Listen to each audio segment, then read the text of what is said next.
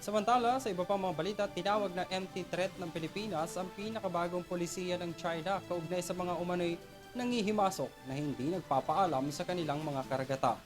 Ayon sa National Security Council, ipinag-utos na ni Pangulong Marcos Jr. ang pagpapalakas ng presensya ng Philippine Coast Guard at Philippine Navy sa Philippine territory. Narito ang aking report.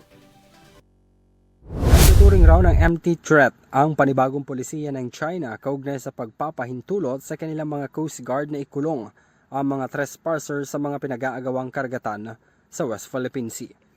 Ayon sa National Security Council o NSC, pinag-utos na ni Pangulong Ferdinand Marcos Jr. ang mas maigting na presensya ng Philippine Coast Guard at Philippine Navy sa WPS kaugnay sa naturang regulasyon ng China. Sa bagong Pilipinas ngayon, sinabi ni Assistant Deputy General Jonathan Malaya, itinuturing ng pamahalaan na empty threat o salita lamang ang banta na ito ng China.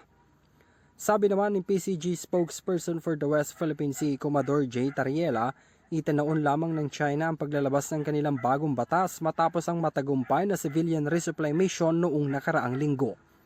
Gusto lamang anya ng China na i-discourage ang civil society group na hindi lamang sa Pilipinas kundi ang iba pang claimants sa disputed waters. Dagdag pa nito, sakit raw kasi sa ulo ng China ang mga civil society group, lalo na kung nagmula ang mga ito sa Vietnam, Indonesia, Malaysia at Brunei na kabilang sa mga nakikipagtalo sa disputed waters.